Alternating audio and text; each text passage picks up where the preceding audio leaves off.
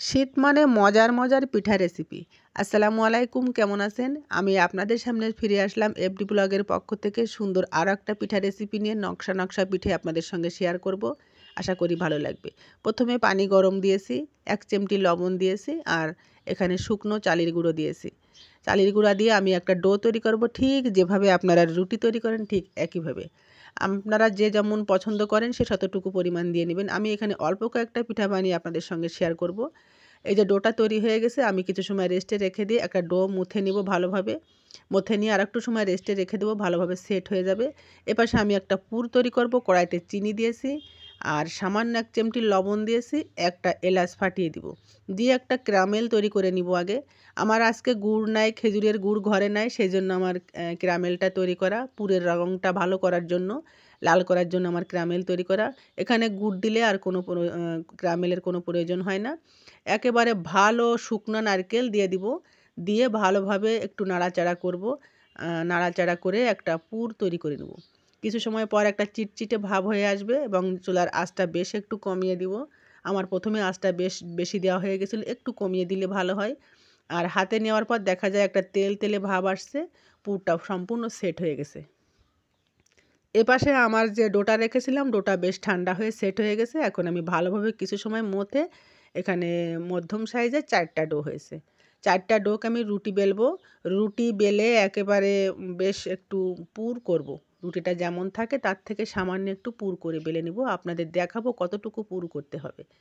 এখানে আপনারা কুকি কাটার অথবা কোনো কৌটার মুখা, আমি এখানে একটা কাঁচের ছোট একটা স্টিলের গ্লাস নিয়েছি, আর ঠিক এতটুকু পুরুত্ব করে প্রত্যেকটা রুটি ঠিক একইভাবে কেটে আমি সম্পূর্ণ ডো দিয়ে এই সাইজের, একই সাইজের গোল গোল করে কেটে নিলাম। আপনারা যে কোনো জিনিস দিয়ে গোল করে কেটে নিতে পারেন। আমার ভিডিও যদি ভালো লেগে থাকে লাইক কমেন্ট শেয়ার দিয়ে অবশ্যই পাশে থাকার চেষ্টা করবেন। যারা ইউটিউব থেকে দেখবেন তারা প্লিজ প্লিজ প্লিজ একটু সাবস্ক্রাইব করবেন। দেখেন এভাবে সম্পূর্ণ আমার ডো দিয়ে এত অনেকগুলা হয়ে যায়, অল্পতেও অনেকগুলা হয়ে যায়। এখন আপনাদের দেখাবো কীভাবে আমি পিঠাটা তৈরি করেছি। প্রথমে একটা রুটি নিলাম, তারপর আমি পুর দিয়ে দিলাম। পুর যে যত বেশি দেবেন তত খেতে সুস্বাদু হবে। আর একটা রুটি দিয়ে সাইড আমি সম্পূর্ণ ভালোভাবে হাত দিয়ে চেপে একটু সিল করে নিলাম, যেন কোথাও ফেটে না যায়।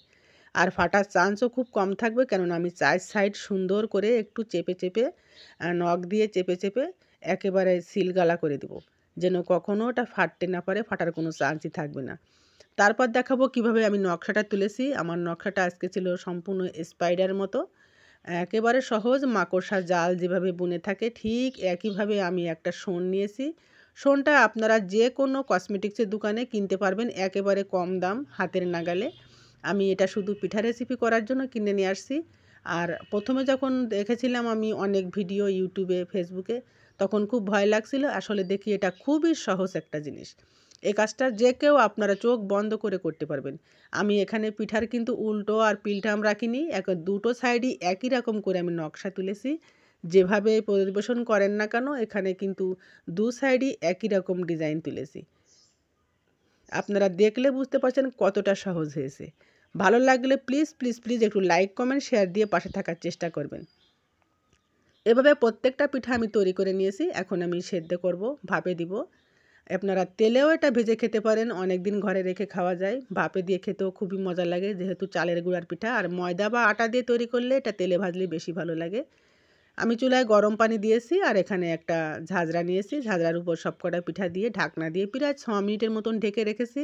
যথেষ্ট, সবকটা পিঠা একেবারে সুন্দরভাবে ভাপে হয়ে গেছে। একটা পিঠাও ফাটবে না, ছিটবে না, কিছুই হবে না।